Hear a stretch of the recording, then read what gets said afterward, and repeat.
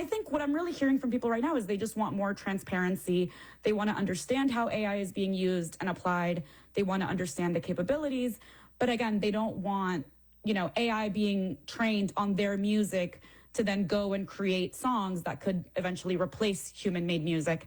I think people are sort of treading with caution, and they're excited about the possibilities. They want to learn how it works, but they want to make sure that those protections like the Elvis Act are in place so that, it doesn't get out of hand, and so that artists don't feel like they're being pushed out of the industry that, that they helped create and that they sustain. Isabella Gomez Sarmiento is a reporter with NPR Music. Isabella, thanks so much for your time. Thank you, Sarah.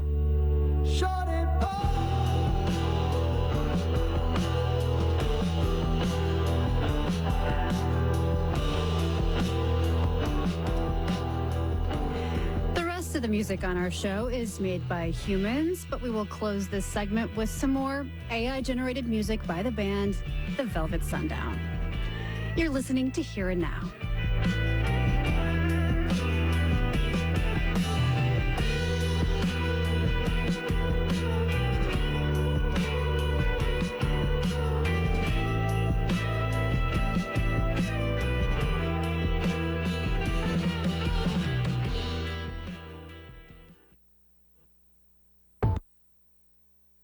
Saturdays are great. Ira Glass and his show, I love to listen to that. And then, Wait, Don't Tell Me. My name is John Ringland. I've donated 2 vehicles to public radio, a Ford Expedition and a Pontiac Bonneville. They were tools that we used to get around, and they served a purpose, and the last thing that we could do with them that was good was give them to public radio. For more information, go to our website, radioiq.org.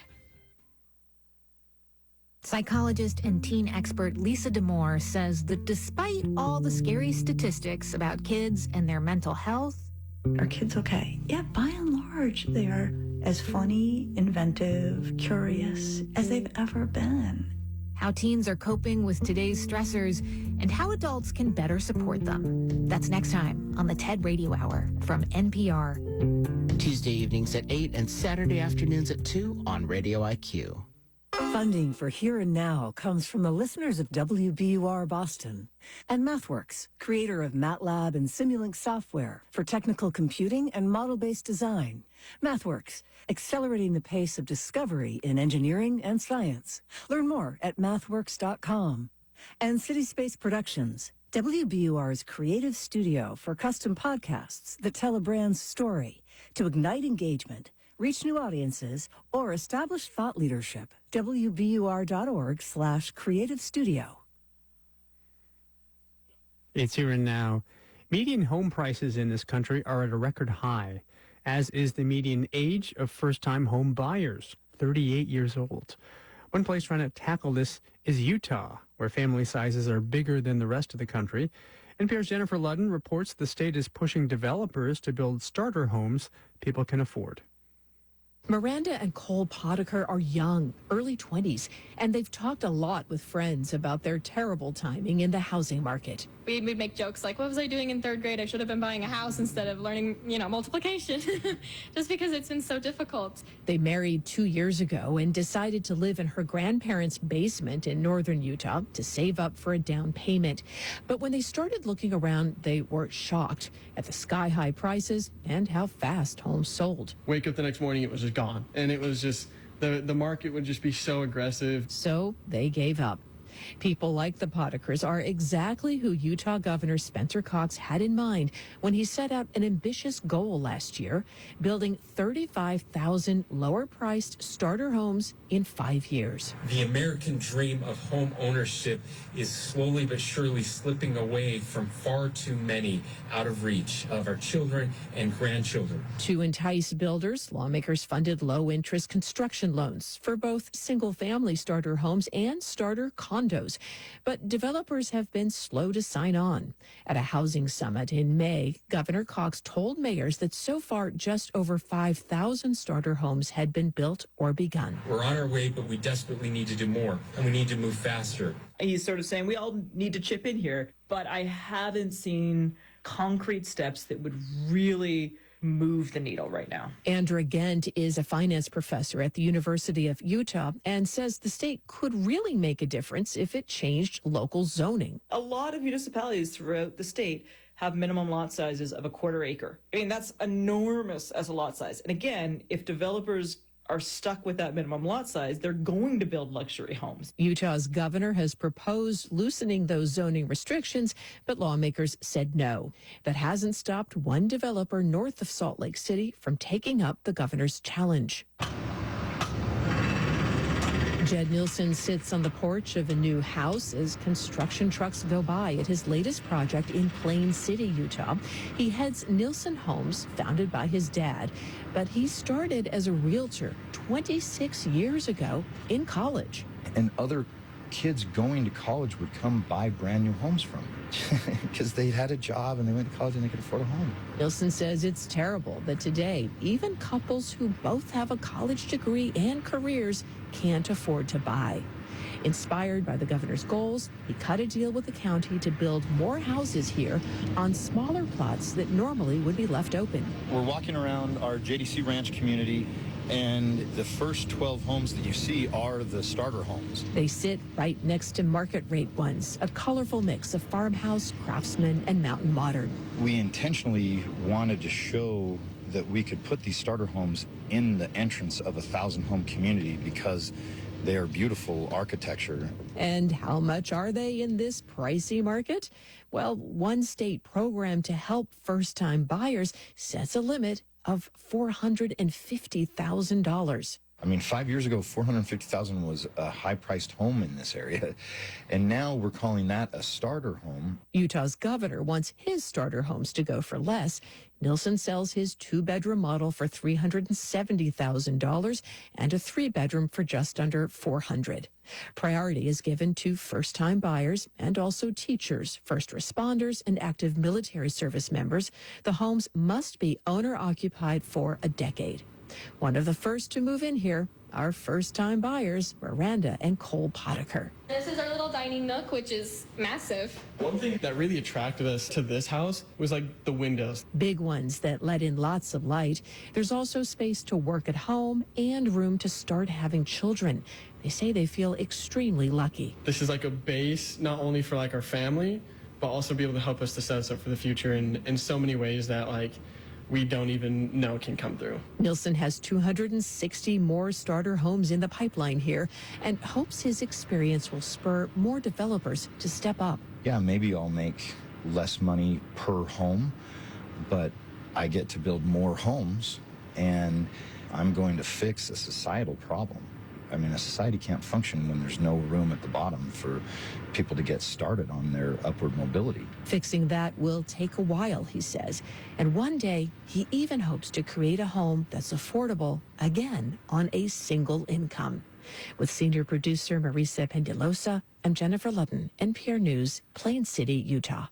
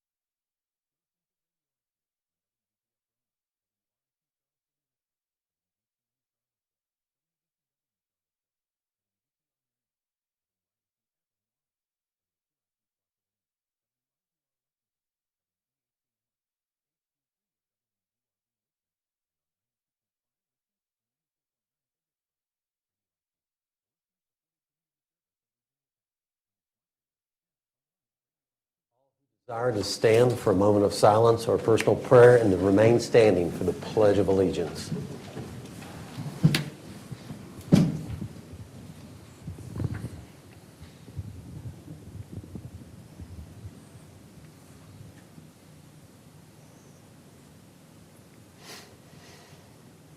Thank you. I pledge allegiance to the flag of the United States of America and to the republic for which it stands, one nation, under God, indivisible, with liberty and justice for all.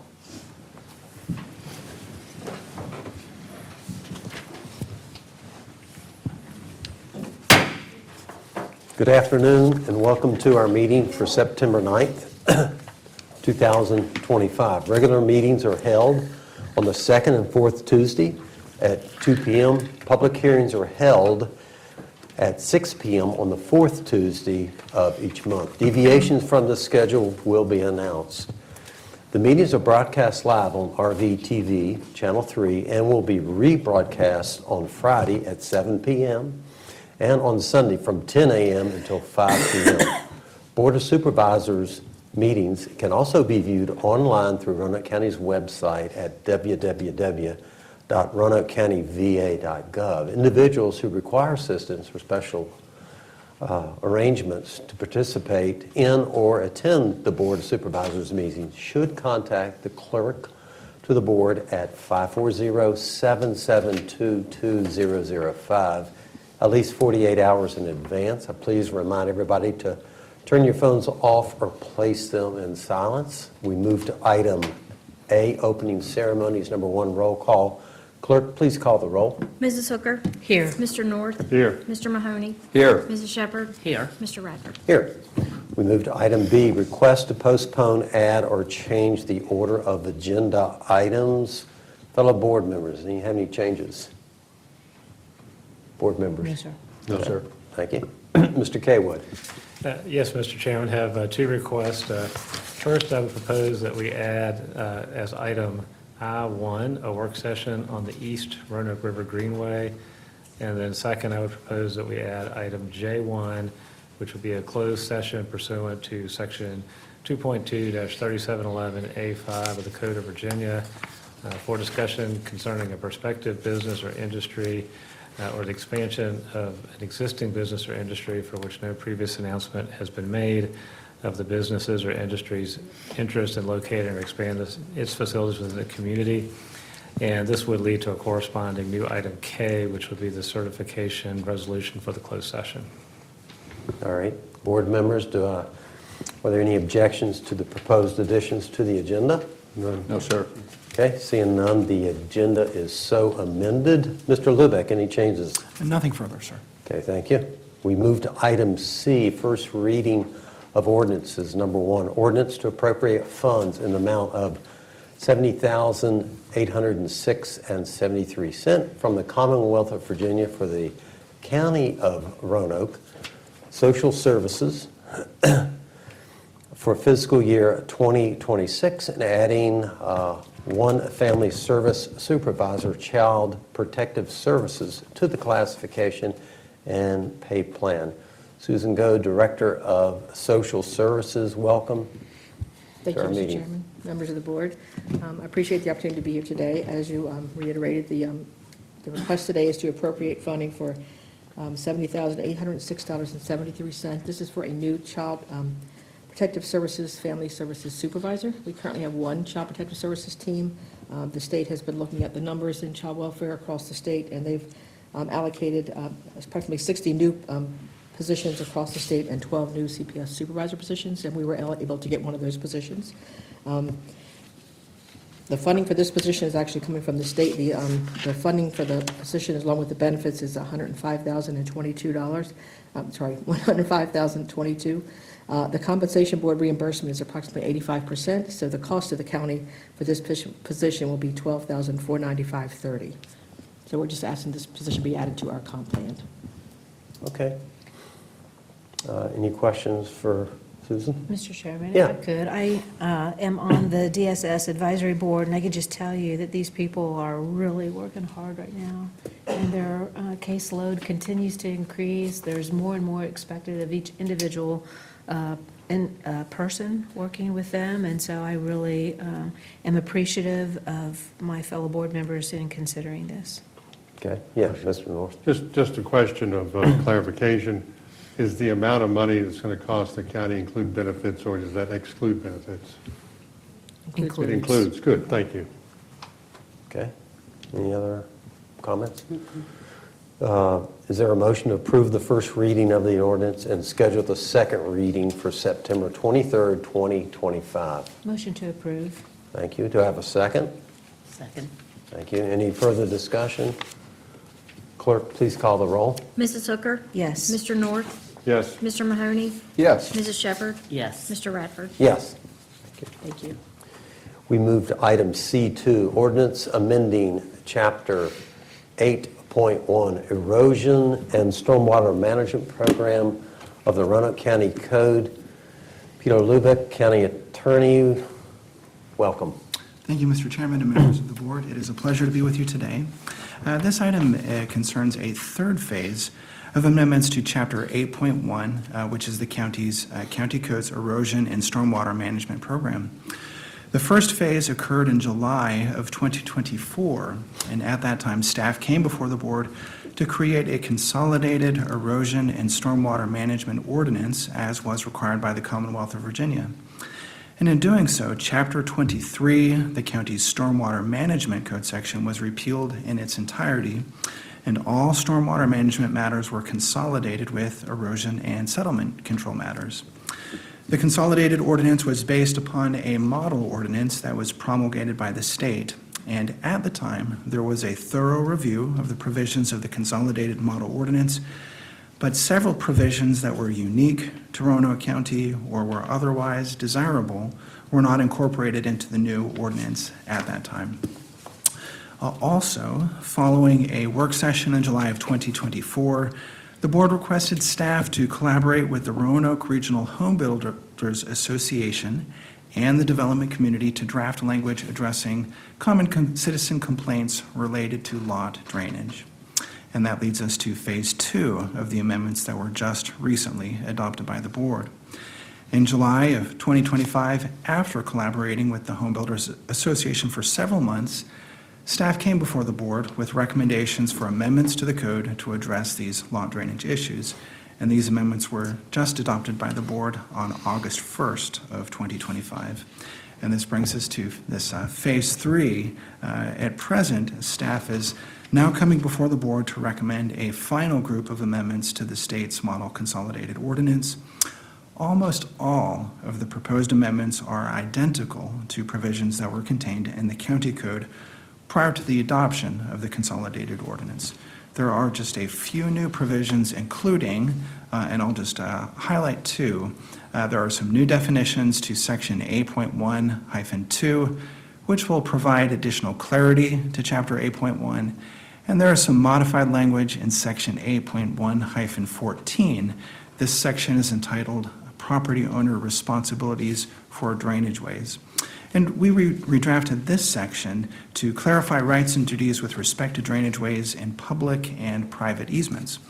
And accordingly, the provisions state, I'll read 2 of the paragraphs. With regards to public easements, we have a paragraph B under this section that states, every person owning or leasing property through which a drainage way passes shall keep and maintain that part of the drainage way within the property free of obstacles that could significantly retard the flow of water in violation of any public drainage easements. And then with regard to private laws, easements, paragraph C reads, every person owning or leasing property through which a drainage way passes may have additional responsibilities to maintain the functionality of the drainage way pursuant to other private laws or obligations, including but not limited to private easements, covenants, deed restrictions, and other recorded instruments.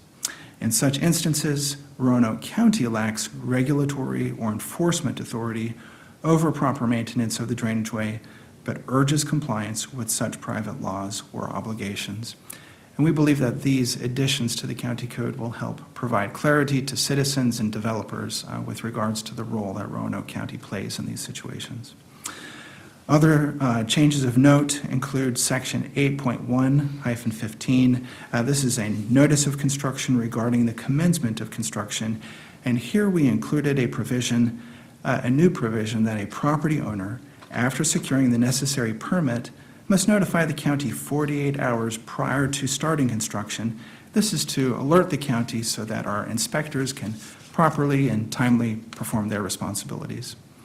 And there are two final sections that I'd like to highlight today, but there are no changes to these sections from what was previously in the county code, but we believe that the inclusion of these are important. The first is Section 8.1-16 regarding the long-term maintenance of permanent stormwater facilities. And this section sets forth a mechanism for a developer to transfer a stormwater facility to a homeowners association. And this section, while not in the state model ordinance, does provide essential guidance to developers about what is expected. And then the second is Section 8.1-26, which sets forth the fees in this ordinance. All of the fees were appropriately approved and adopted by the board in the budget fee compendium as part of the fiscal year 26 budget. But we believe that it would be helpful for developers and citizens to also have these fees listed in the county code, in as much as most do not readily access and refer to the board's fee compendium. So we did want to add the fees back in for convenience sake. At this time, staff does recommend approving the first reading of this ordinance and scheduling the second reading for September 23rd, and I would be happy to answer any questions that you might have. Okay, any questions for Mr. Lubeck? I have one question. Go ahead. So, I have a citizen in Hunt Ridge had a problem a while back called VDOT. Drainage pipe was in the VDOT right-of-way. So did the land transfer that was in the VDOT right-of-way to the homeowner now? In other words, you're expecting the homeowner to be responsible for the drainage pipe, but yet it's in VDOT right-of-way. No, so this intent is not to create any new responsibility with regards to anyone. It's merely the second paragraph C that I read is merely a statement of existing law that at times there has been conflict over what citizens can or cannot do to modify drainage ways. And these paragraphs attempt to provide clarity that when there is a public drainage easement, Roanoke County does have a role in regulating what changes are made to that drainage way. But when it's not a public easement and it's a private easement, Roanoke County cannot come in and tell the parties what to do. But those matters should be sorted out between the parties. So for the example that you provide, there's a VDOT drainage way. Certainly the Virginia Department of Transportation has every right to tell a homeowner if modifications are made to a drainage way that shouldn't happen, and it needs to stay how it is. My question is really, though, if it's in VDOT right-of-way and it's necessary to get to and from the property, whose responsibility is it to clean it out when it gets clogged up? Is it the homeowner or is it VDOT? Okay, my understanding is that often homeowners do bear that responsibility to clean out the drainage ways, but perhaps VDOT could also assist in answering that question. I understand that perhaps from time to time they do provide assistance, but maybe not on a regular basis. That sounds like a sidebar with Brian Blevins. Yes, sir. Thank you. Yeah. Mr. Lubeck, I understand we're attempting to clarify responsibilities with respect to maintenance of stormwater facilities, particularly with stormwater facilities that are part of a homeowners association. And I think we're on page 43, 44 or so of our agenda. I think it's 32 or 33 in the draft ordinance. I applaud the attempt to clarify the responsibility. I guess my question is more, for probably the last 15 or 20 years, the county has had some difficulty in terms of attempting to enforce maintenance responsibilities, particularly on homeowners associations. Could you kind of tell us where we are with respect to that?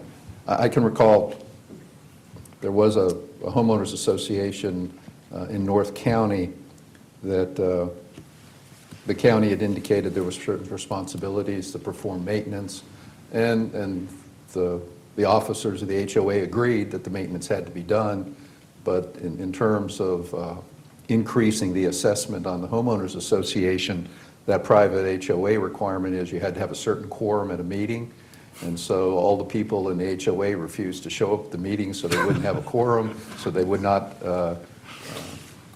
increase the assessment in order to do the repairs and maintenance. Off the top of your head, where are, I understand this is forward-looking. Yes, sir. I guess I'm trying to get a sense of where we are, because I understand we have problems with numerous HOA facilities throughout the county, and those are always difficult enforcement actions. Where are we with those? And Mr. Mahoney, I think this was the first issue that was brought to my attention when I came to work in the county attorney's office. That's why I brought it up. Yes, sir. But Ms. Cannell. But I'm sure you solved it now. No, unfortunately, we have not solved it. There certainly are ongoing challenges to this.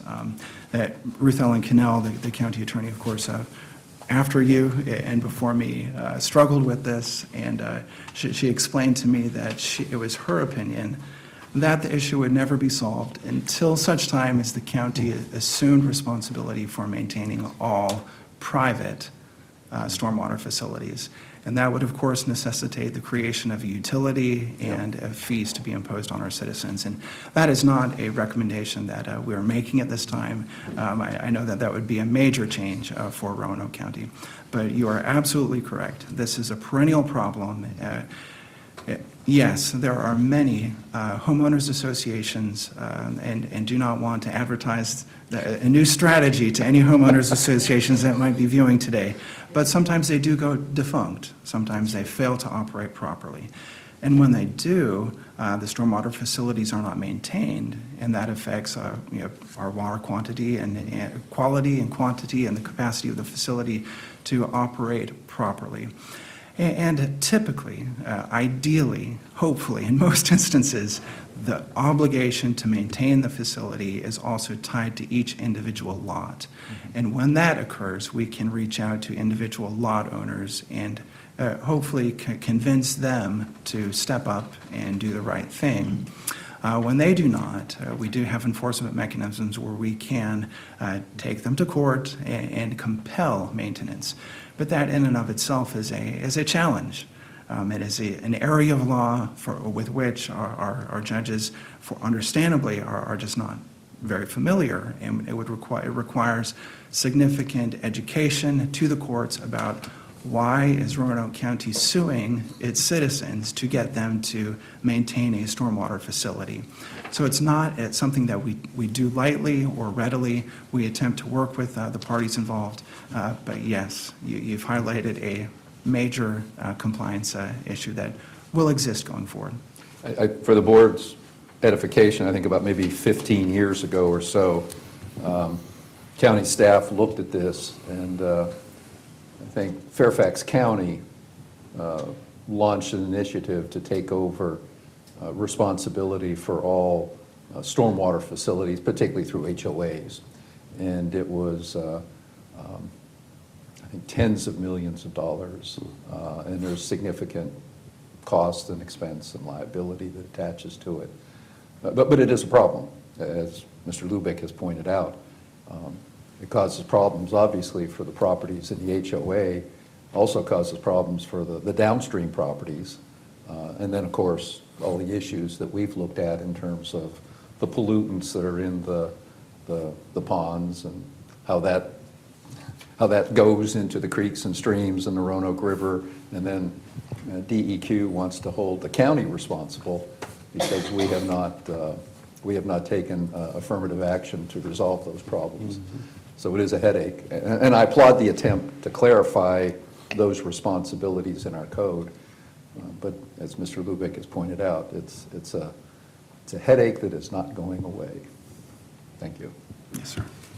I got a couple questions. Yes, sir. And Tarek probably needs to come up to the podium for those questions. But let me start by trying to help answer Mr. North's questions. So dealing with a lot of subdivisions, we don't need Mr. Belevins here. You have me, and so I know exactly what they're going to do. So subdivisions are either they're pitched in the middle or they go this way or that way, but the water's going to run off into those ditches.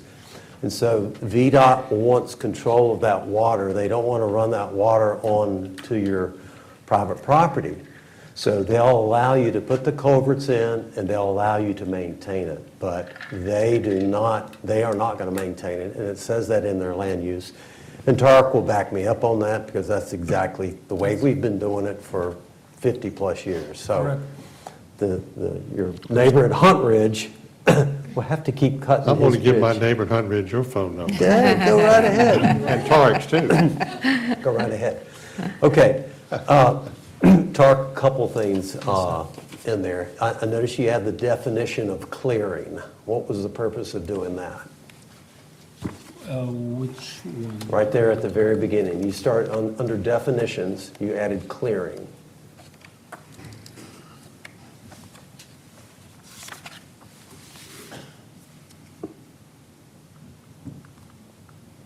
Wasn't in there before, now you've added it. What are you trying to clarify? Sometimes you recall we had probably 5-6 years ago, we had an issue in the area in the vicinity of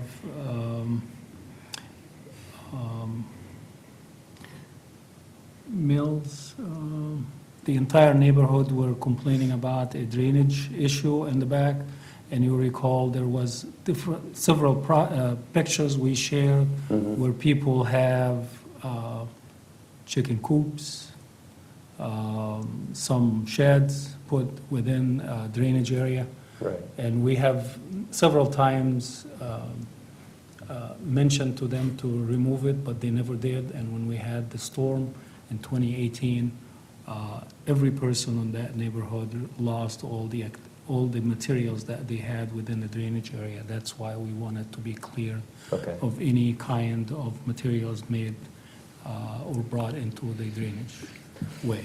Okay, so an example. So if we have trees that are in the drainage way or right on the edge, and they get blown over from a storm, and the owners bring somebody in to clear those trees, and they'll take the trunk out, the root ball and everything. So now, is that considered clearing? No, that will be considered, they are cleaning from the storm. We normally don't require any kind of permittings. Okay. But if it's the intent to remove other trees that were not part of the drainage, then we, depends on how many square feet of disturbance they have done. A lot of time, we don't do any kind of enforcement if people just cutting the trees, not removing the stumps. If they remove the stumps and it's over 2,500 square feet, we require them to obtain a permit. And that's most recently happened at the church in Vinton area. And as of today, they already received the approval for clearing and improving the site. That's basically what I can provide you. But if you have a specific case, I'll try to answer.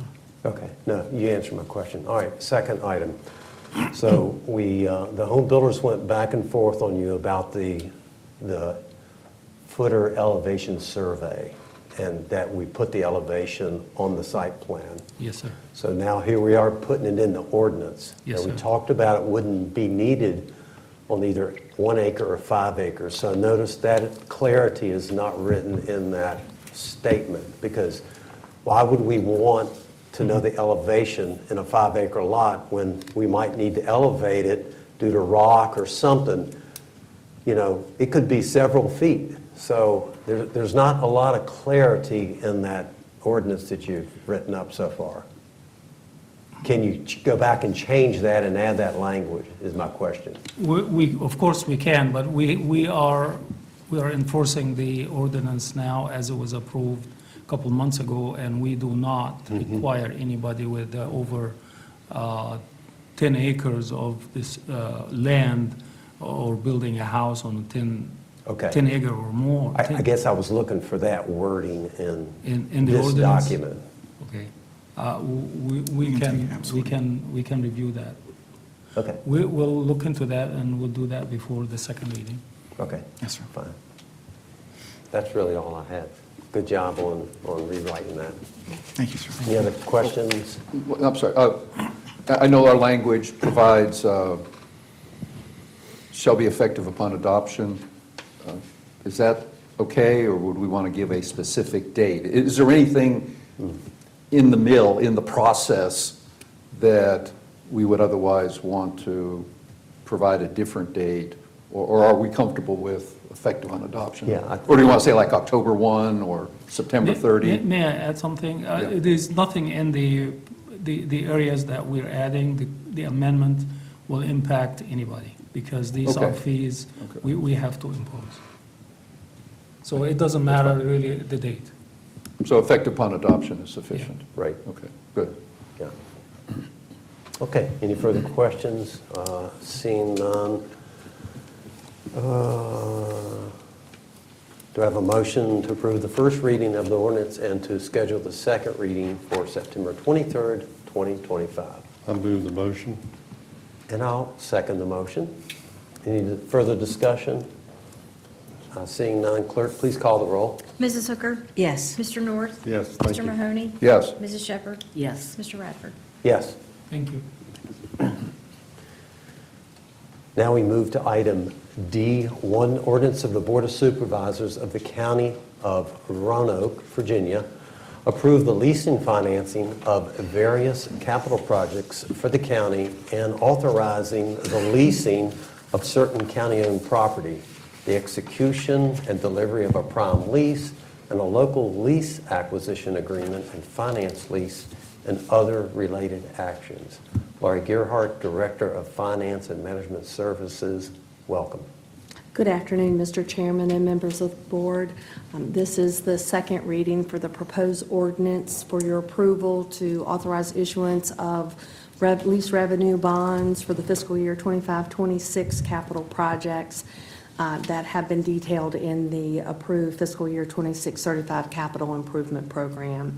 Just a quick reminder, these projects are the redevelopment of the Hollins Library, renovation expansion of the Hollins Fire Station, construction and reconstruction of portions of the county's parking lots and sidewalk replacements along trail connections out at Explore Park, the design and build of 4 single-stall restroom buildings in our park systems, development of a left turn lane along Sanderson Drive, and construction of a lift station and force main system connecting the 6200 Bent Mountain Road to the existing sewer collection system. The proposed structure of the bonds are lease revenue bonds through the Virginia Resources Authority, not to exceed $21 million, with a 6% true interest cost. So the proposed bond issues stay within the limits of the county debt policy as approved by the board, so staff recommends approval of the second reading and participation in the issuance. Do I have any questions, discussions? Yes. Staff has provided us under item G2 a list of our outstanding debt. And am I correct in my assumption that that report does not include the $21 million that we're talking here? That is correct. So in a month or two, whenever VRA does its issuance, we will go from $232 million to $253 million for Roanoke County's debt. Just a And comment. we have $7.6 million outstanding in reimbursement requests for literary loans. Oh, that's a deduction. Now, that'll be an add too. That'll get us up to Oh, 260. gosh. All right. Thank you. Okay. Any more thoughtful information for the crowd? Yeah, I just want to thank the board for your unanimous support of the Hollins Library project. It's taken 8 years and has gone to a renovation, which will save us $7 to $8 million. And let me just add some more fodder to this, Mr. Mahoney's comment, that if the Commonwealth of Virginia's Board of Education had astute sense to write the rules of regulation on school construction, we would have gotten $10 million in the 2 elementary schools. Yep. Now there's language That's to true. change that, but unlike business that can do things retroactive to satisfy good-paying customers with good credit ratings, the Commonwealth of Virginia doesn't operate that way.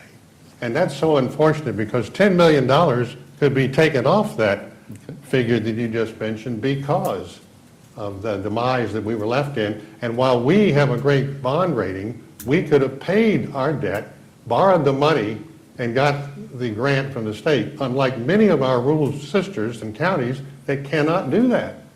And so maybe we're on the road to recovery in writing astute language in the code, but more importantly, they need to do this in the committees of the General Assembly and not give it to the Board of Education to do, because I feel then it would have been a better product. So there you go, my 2 cents on $10 million spent. Thank you. Any further discussion? Yes. I would like to thank the rest of the board for approving the 4 restrooms being built in the parks, because 2 of those are actually in my district, which is Good Park and Stonebridge, and of course 1 in Hollins, 1 in Green Hill. But those are items that are definitely needed in the parks, and I appreciate you all being in support of that. So thank you. Okay, you bet. I've got one in my district, and they're very, very much needed. Yep. Yes. And, Especially with all the pickleball being played around. well, I wasn't going to mention that, but Oh, really? Okay. Well, I'm glad I reminded you. okay, is there a motion to approve the ordinance? I will make a motion to approve the ordinance. Do I have a second? Second. Thank you. Any further discussion? And not hearing any, seeing any. Clerk, please call the roll. Mrs. Hooker. Yes. Mr. North. Yes. Mr. Mahoney. Yes. Mrs. Shepherd. Yes. Mr. Radford. Yes. We move to item E, consent agenda. All matters listed under the consent agenda are considered by the board to be routine and will be enacted by one resolution in the form or forms listed below. If discussion is desired, that item be removed from the consent agenda and will be considered separately. Does any board member wish to remove any item from the consent agenda for discussion? Okay, nice. Is there a motion to adopt all matters on the consent agenda? Mr. Chairman, I move that we approve the 3 items that are on consent agenda. And just as a comment, I think there's really good news under E3 in terms of the various initiatives and projects that we are able to pursue with the opioid dollars that we're receiving. And I would really like, if we could talk to our local media to really promote that, because that is really doing some good stuff in our community. And that's important. And I think it shows how we're trying to address a serious health problem, but it's also showing how we're collaborating with the other jurisdictions in the region to address that health problem. So I move the approval of consent agenda. Sir. Thank you. Do I have a second? Second. Second, okay. Any further discussion? Seeing none, clerk, please call the roll. Mrs. Hooker. Yes. Mr. North. Yes. Mr. Mahoney. Yes. Mrs. Shepherd. Yes. Mr. Radford. Yes. We move to item F, citizens' comments and communications. Are there any citizens wanting to address the board, clerk? No. Okay. All right. And seeing none, we move to item G, reports. Is there a motion to receive and file the reports that have been included with agenda under item G? Mr. Chairman, I move that we receive and file the reports under item G. Thank you. I'll second that. Any further discussion? Clerk, please call the roll. Mrs. Hooker. Yes. Mr. North. Yes. Mr. Mahoney. Yes. Mrs. Shepherd. Yes. Mr. Radford. Yes. We move to item H, reports and inquiries of board members. Mr. Mahoney. Mr. Chairman, one item. I don't know if the board members saw the email that we received back on August 24th. a citizen complaint with respect to the county's efforts to enforce our sign ordinance, particularly the signage that goes up in a lot of the VDOT right-of-ways, the little 2x2 signs. And I appreciate the citizen who raised that. Josh Fridley, our constituent services person, contacted the citizen, talked to him, told him the enforcement efforts that the county is taking with respect to that. And I think it is an important item to talk about, because county staff has removed probably over 500 signs from the median over the last year, illegal signs that are violating the ordinance. County staff has worked with the highway department. Our zoning administrators work with the highway department. Highway department has given us oral authority to remove some of the signs that are in the VDOT right-of-way. We've also taken a fairly aggressive manner where we've sent letters and made phone calls with the offending businesses, attempting to inform them of how they are violating the code. I think our county attorney has indicated some of the problems, that technically we do have the authority to bring criminal charges. I think that is some of an overkill to drag businesses into criminal court for things like this. And there are some enforcement and proof problems with respect to that. So we've tried to take an aggressive but gentler approach in terms of removing the signs, phone calls, letters, etc. So I applaud staff for what they're trying to do. Josh, thank you for talking to the citizen and bringing him up to date in terms of what we're doing, what the county's doing. And it is, you may look at it and say, it's a minor issue, but it does affect our quality of life. And I think in some respects, if you recall, Supervisor Hooker brought up, a couple months ago, Tall grass. to go out and cut some of the weeds and grass. Well, these are commercial weeds, if you will, and commercial trash. And so we're trying to make our community look better. And so I thank staff for their efforts in this area, and I think it is important, and I want to thank everybody. Thank you, Mayor. Okay, Ms. Shepherd. I've only got 2 items today. One of them is on August the 22nd. Martha and I think we went out and served the public safety workers at their picnic, and I just want to thank all of them for allowing us to serve them and be there and participate in their picnic. And I think David and Phil came and ate with us, and that was really a nice time. But also thanks to Parks and Rec for all the work they put into getting that done, and to Richard and Doug and Alan and all our chefs. They did a fantastic job.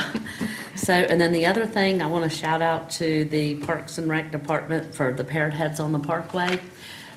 Phil and I both attended that. I really enjoyed it. It was a great time, but it sure is a lot of work for all the Parks and Rec staff, and it is appreciated. And I hope to see more of those happen, especially one next year that throws me back to my 80s. So there you go, Alan. That's your project for next year.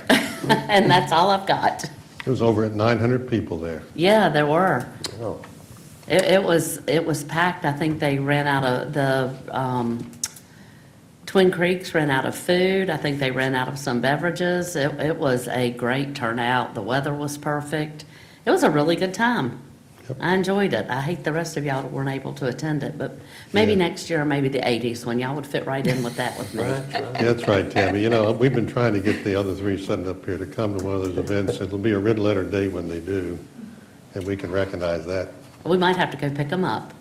That's right. Fortran. Yeah, got one Friday. Got one Friday. Yeah. This was Saturday. You were at the beach. But this one is coming up Friday. Go ahead. Yeah. All right. You done? I'm done. You good? Okay, Mr. North. Okay. Everyone kick back in your lounge chair. We got a long ride here because a lot happened in the last few weeks. On August 28th, I attended the Roanoke Regional Partnership update with John Hull, the Executive Director, presenting some points about our area. Number one, the Roanoke metro area ranks 46th in the U.S. manufacturing growth area, which is something to be proud of. Site selection is a strength of our region, and some of that is related to the qualities that make our area strong, the quality of life, the culture, and the mountains that surround our valley. Talent and higher education also contributes, as well as infrastructure and regional cooperation support. John did touch on concerns about the recent Google location announcement and benefits. While it's occurring in an industrial park, our mountains, our topography will limit similar growth elsewhere in the region. Thirdly, preparing more sites for business investment is one of our biggest challenges, especially in Roanoke County. More robust internship programs with companies and intern programs are needed as well. Also, on that same day, the Transportation Policy Board met, and one item discussed was supporting the 460 Dow Hollow project, which was not funded in smart-scale state projects. So an option to signalize the intersection and some surrounding businesses by using $1.7 million of the $4 million federal funds was sent to the technical committee for review and support. And the nodding of heads around the room was indicative of the fact that I think this will be approved later this month when it returns to the regular policy board. Also, I asked them to change their rules and regulations so that we can get this streamlined in the future when there's other similar projects. Also that same day, the TPO heard from Kevin Shore, a consultant with Campbell Aviation, and he shared some information about our region's airport. Some 60% of potential passengers use other airports as determined from zip code analysis, with 23% of them driving to Charlotte to catch a nonstop flight somewhere. 9% go to Lynchburg, Virginia, which kind of surprised me, which is just 50 miles down the road. Until this leakage is addressed and it's reversed, we will not have a business case to justify airport runway expansion. Educating businesses, commercial and personal use is critical to use ROA. Until the leakage is addressed, we will not reverse this. Some plans to try to help mitigate this leakage are in advocacy with an op-ed that the Chamber and the Air Task Force are working on. The legislative agenda of our region's governments needs to carry language to support reducing this. Education of all of our state and federal representatives in the Commonwealth of Virginia, like they did in North Carolina, is needed and is critical. Until we address this leakage, we will not see many nonstop services that everyone in this room has talked about wanting to Denver and Dallas. An airline's not going to do that when they have plenty of full planes coming out of Charlotte or Lynchburg when they go there to fly out of another airport. Later on, the Regional Commission that same day heard from Joseph Mingendoth of Richmond office of the Federal Reserve. He forecast GDP growth in third quarter at 3.1% and fourth quarter at 2.4%, as slow growth in investment results is coming from the sense of uncertainty regarding tariffs. The largest driver is housing cost. Manufacturing is sluggish with 3.5% growth for products and 6.5% on spare parts, as businesses are no longer able to absorb increased costs and they're passing those on to the consumers. Labor participation is driven by larger retirement numbers versus layoffs, which I found interesting. An indicator to watch further is the tax withholding revenues that are put out by the state of Virginia every month or so. And we read about those in the paper. If those tax revenues are going up because employment is strong, people taking the replace of the retirees, that will be a good thing. Virginia, after all, is not impacted as much as the District of Columbia and Maryland. Virginia is positioned well with $5 billion in reserves to cushion any negative impacts from tariffs, inflation, and joblessness. Also, I want to mention too, for those folks that have medians that need mowed in the city, in the county, VDOT will begin mowing medians starting September 22nd in the Bonsack 460 corridor as the contractors move around the county. So that's some good news. And one of the reasons many of those medians have not been mowed is because of the high cost of snow removal last year went through the roof and almost blew the budget of the transportation department. And so some of the things had to get cut, like the smart scale projects. And the mowing has gone from 3 to twice a year now, I understand, around the state because of that. So just want to share that with you, and you might want to pass that on, Josh, in case you get any complaints from citizens, because they're coming. I've already had several myself I took care of for you. That's all I got. Thank you, Mr. Chair. Thank you. Ms. Hooker? I just want to tag on to that I noticed in coming to the building today that even on 419, it looks like some of the grass is nearing waist high. It's getting out of hand. So appreciate that update, Phil.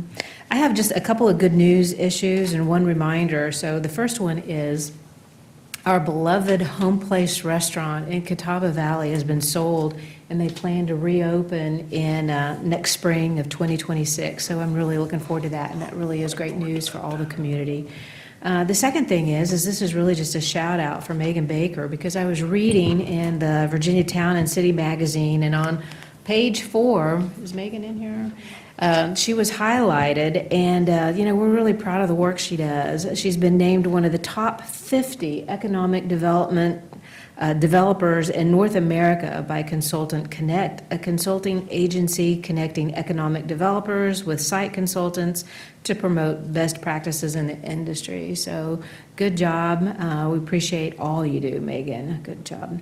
And the last thing is just a reminder that early voting begins September 19th, which is 45 days prior to Election Day, at the Roanoke County Election Office in Vinton and the Brambleton Center Satellite Office from 8 to 4, Monday through Friday. And then 2 Saturdays before Election Day, they'll also have some Saturday hours on October 25th and November 1. And that's all for now, Mr. Chairman. Okay, thank you. I have a couple items to finish up. And while Mr. North, we're talking about live music. We have live music in the Windsor Hills District coming soon. Local vendors, food and drinks, beer too, inflatables, petting zoo, children's activities. What am I talking about? The Bent Mountain Fall Festival. So there you go. Y'all have somewhere else you can travel to as soon as we come over to your place. Yeah, you'll have to wait till next year. And that's September 27th. Mark that on your calendar. It starts at 11 a.m. and 5 p.m. Our own Kelly was in charge of that last year up at Vinton Mountain. It was a great success for the people up there in the community center. Absolutely loved it. Praying for good weather. We had it last year, so that's been set, and so mark that on your calendar. You want to come up there. The second thing, I want to recognize our Roanoke Times reporter, Lily Kincaid, I understand, is going to a new position. And so we thank you so much for being a part of us and our meetings for however long you were doing it. It's hard to keep up with everybody, but thank you for your reporting, your new stuff that you did on us. I thought it was fair and equitable, So best of luck in your new position, and thank you. Now, we move to item I, work session. Momentarily, the board will recess to the third floor for the work session and closed session. However, before doing so, I'd like to move that the board go into closed session following the work session. So that moves me to item J. I move to go into closed session pursuant to section 2.2-3711A5. Hey, this is the same thing Richard read. Do I have to read it again? Yes, sir, you do need to make a motion. Yes, sir. Of the Code of Virginia for discussion concerning a prospective business or industry or the expansion of an existing business or industry where no previous announcement has been made of the business or industry's interest in locating or expanding its facilities in the community. Do I have a second? Second. Clerk, please call the roll. Mrs. Hooker? Yes. Mr. North? Yes. Mr. Mahoney? Yes. Mrs. Shepherd? Yes. Mr. Radford? Yes. The board will now recess to the third floor for the work session and closed session. Used to be be this person called the UN Secretary General that was counted on and turned to play a decisive role in ending these wars. Thank you very much for your time. Thanh Minh Yu is the author of the book Peacemaker, U Thant and the Forgotten Quest for a Just World.